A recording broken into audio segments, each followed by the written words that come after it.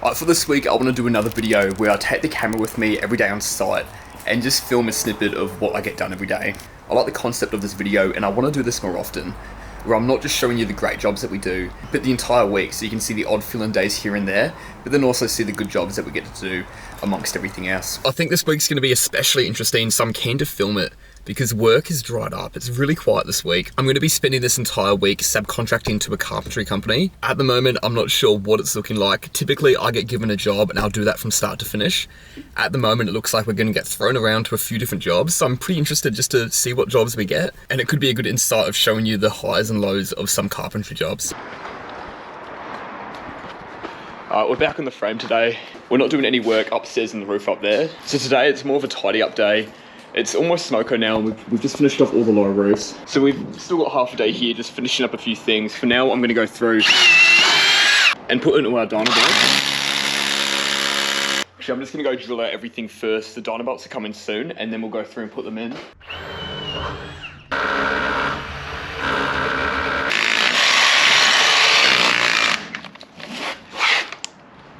That's not good. I've got 4 of these big batteries, the big 54 volt batteries. I've got 4, 2 are broken, and 2 are flat.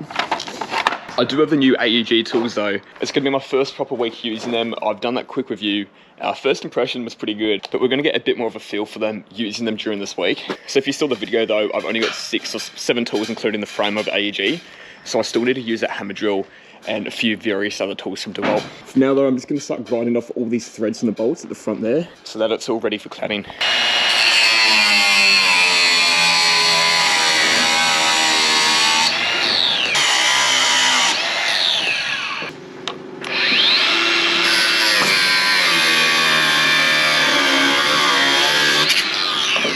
So obviously this doesn't have the guts that I'm used to with that DeWalt 54 volt grinder, but in saying that, it actually feels a lot safer to use. You can see it cuts through those bolts just as quick, I reckon, as those 54 volt ones, but I don't have that kickback when I turn it on. Normally when you turn a grinder on, you kind of feel the resistance straight away in your hand, which isn't a good thing because these are probably the most dangerous tool on site. So I'm actually quite happy with it. I thought it was a bad thing that it didn't have that power, but it actually makes the tool feel a bit more safe to use. We have done a bit of work upstairs, put a few beams up, and that's to get ready for the roof and the rooftop balcony. Now I have filmed a lot of this and I'm going to put all of this out in a separate video. I want to have all the information, all the work on this rooftop balcony in one video, and I think it's going to be a pretty cool video because there's a bit going on up here and it's going to be pretty fun when we get to building this. Now though, it is 11 o'clock and I need a coffee.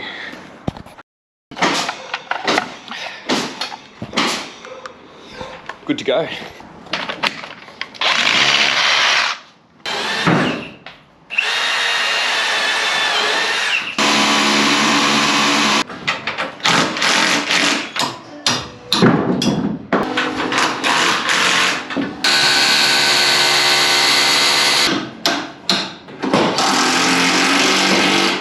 That's finally done. We've gone through about 90 of those Dynabolts.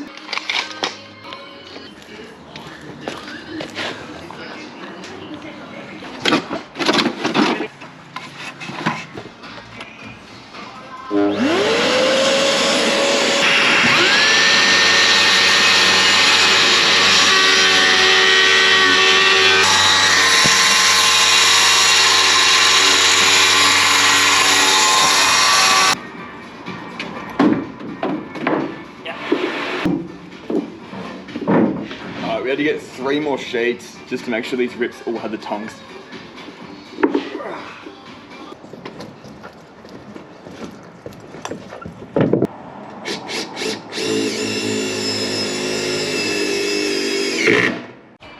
The balcony's done and I just want to do a bit more work on this lower roof before we finish. It is extending outwards past the steel and we need to build a little frame up there, and we will have a beam going into that tag sticking out to where that balcony is, and that's going to be the end of the roof. So we're not going to touch anything over there. I'm just going to start to build the parapet going around, and we are doing timber battens on this roof too.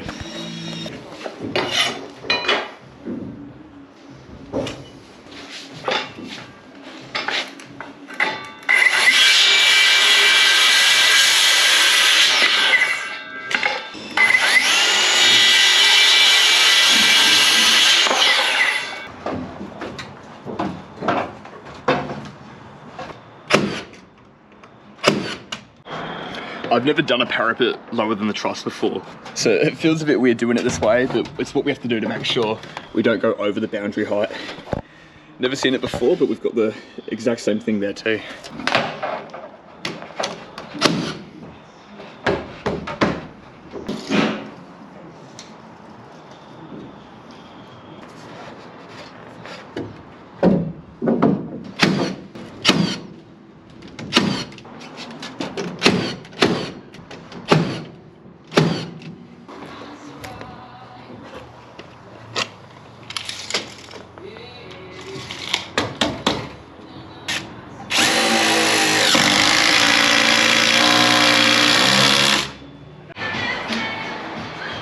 Sweet, that's half of the roof done, and it's time to pack up now.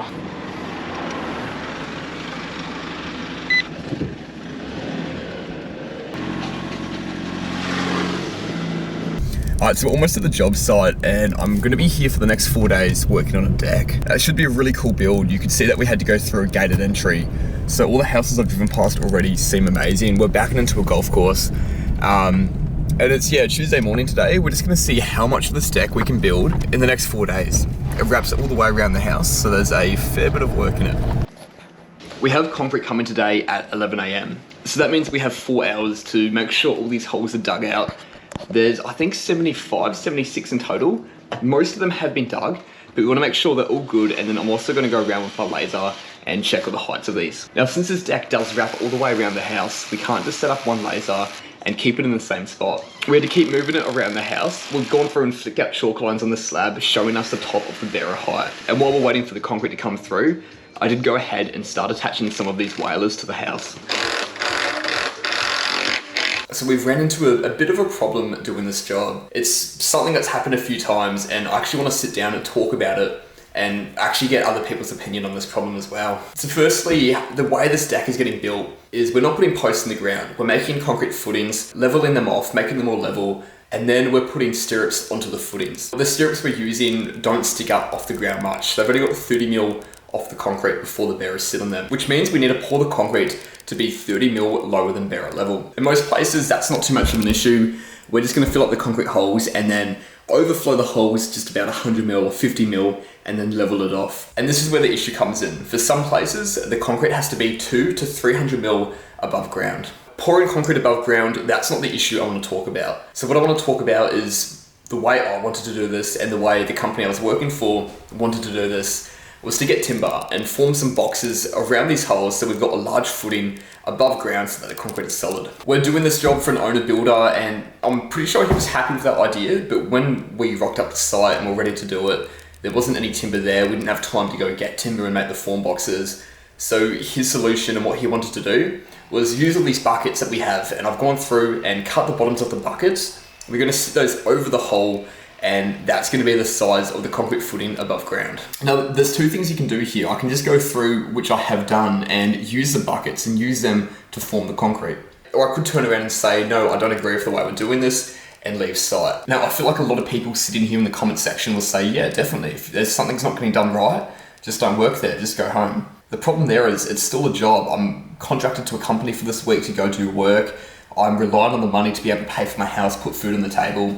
And where do you draw the line of morally doing good work or cutting corners just to make sure you get paid? Now, that's a question that I do want to ask you guys.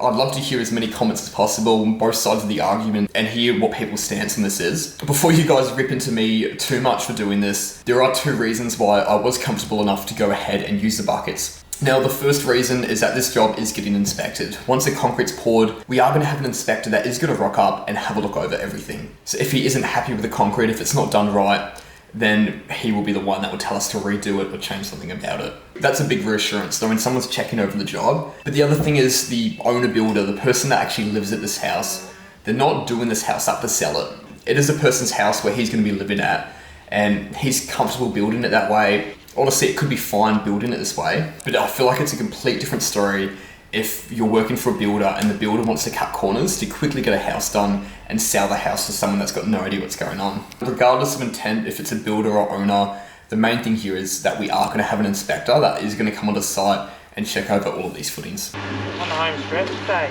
Almost there, mate. Almost there.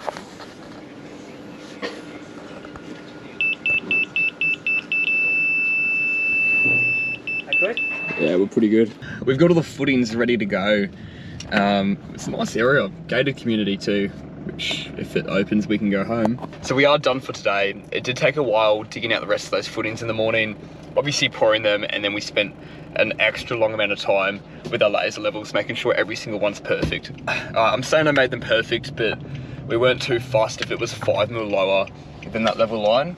For the rest of the week, it does look like we're going to be at this job, doing the subfloor tomorrow, hopefully getting close to done. And then Thursday we'll be finishing the subfloor, starting deck, and then Friday we can have a good crack of doing this deck. Alright, before we even jump onto the concrete and try to get rid of those old buckets and start to drill into the concrete and see how it's set, I do want to go through and just finish off this viola piece, which is going to go all the way around the house.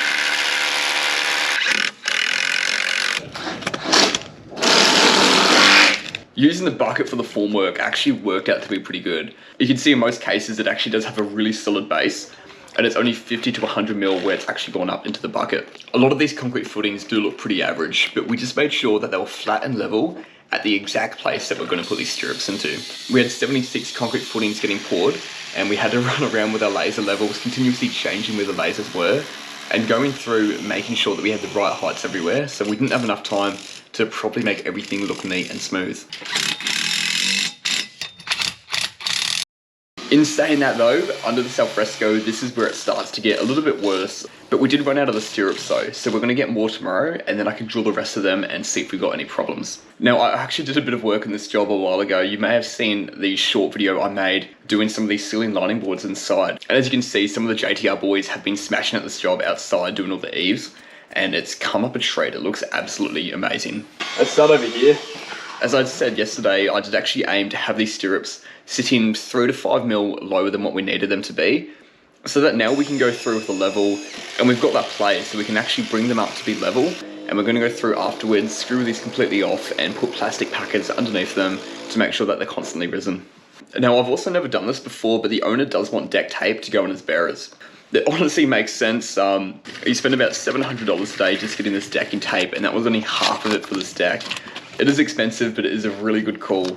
I normally have only done it on joists. I've never done it on bearers before, but it does make a lot of sense to have it done on the bearers and also on the joists. Alright, so we've got both sides of the house done today with the bearers. Tomorrow we're just going to start putting joists on here, and we're just waiting for the rest of the stirrups so we can chuck those in for the back alfresco and also the front porch. We've left all our tools at Fingal, but today Mitch is at the frame just to finish off a few things. We couldn't go back to pick up our tools, so I've just pulled up all the spare stuff we got from the car. We got the spare obvious tool coke out. Only problem is, the hammer's on the right hand side, mate, and you're left handed. We got the stiletto, the old Milwaukee stuff, Hikoki, DeWalt, Makita, mate, you've got everything. I think that should do you for the day. We don't normally leave our tools on site for this very reason. All Mitchell's tools are on site today at this deck job, and late last night he got told he's going to Mornington instead. We're getting that ready for a frame inspection to inspect everything apart from the roof.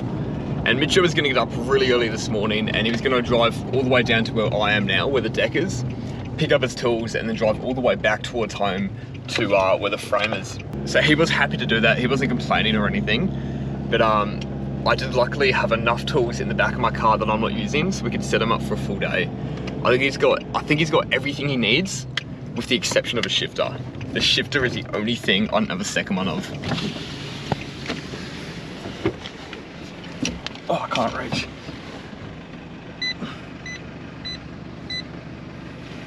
Sweet. Anyway, it's Thursday today, 2 days left of this week doing this deck job, and there's only a couple of us on the deck today, so let's see how we go.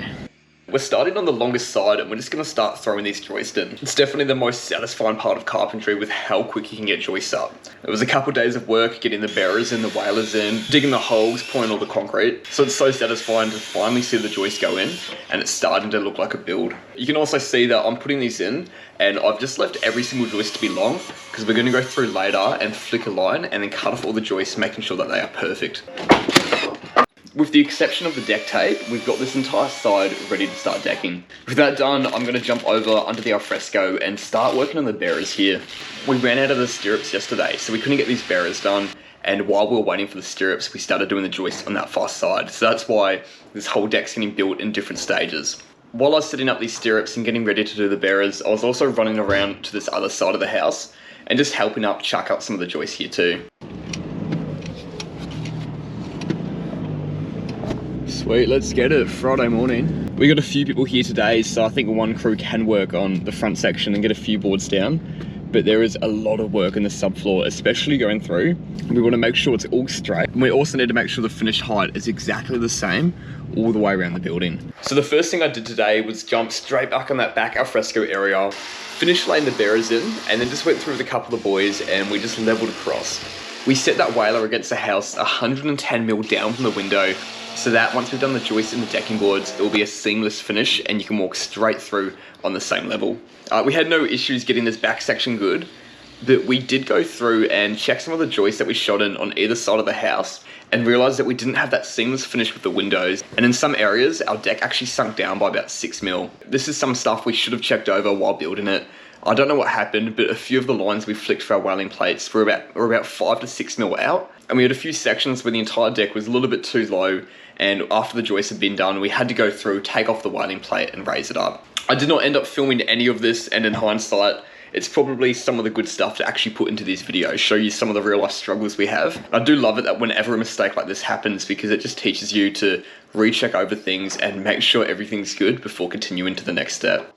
With everything straight, we could go back onto the joist, and as you can see, we just went through flicking out these lines for the joist at the back al fresco, and we started throwing them in, but we did run short on timber. There were a few areas on the deck that we extended when we were pouring, and because of that, some of the lengths didn't work out, and we do have to go back to get more timber to finish this job. We did everything we could and used up all the deck tape that we did have. The decking material also didn't come today, so we ended up just having an early day and did all that we could. I'm still happy with how much we did get done on the subfloor. We got the whole long side ready to start decking. The back al fresco will be ready very quickly once we shoot those joists in. The front of the house is all ready to start decking, and also that other side, the smaller side of the house, is almost ready when we get a few more joists in there ready to go. That's the week done. I tell you what, it's a good problem to have, but I'm either gonna need to get a bigger car, maybe a van, or just spend a weekend, and I've got way too many tools. The toolboxes, they're full. I've got no extra room in them. My passenger seat, we've got tools sitting here. Back seat, we've got the AEG framer, I've got the Bosch laser level, I've got the Festool vac ramp set gun. I've got way too many battery tools in the car right now. Anyway, thanks for watching this video. I've really enjoyed making this concept of just filming the entire week. And I want to make these even better and go into more detail on what I'm doing and try to make them a little bit more helpful and educational as well if you're watching these. Let me know if you enjoyed this, and I'll keep trying to make some more.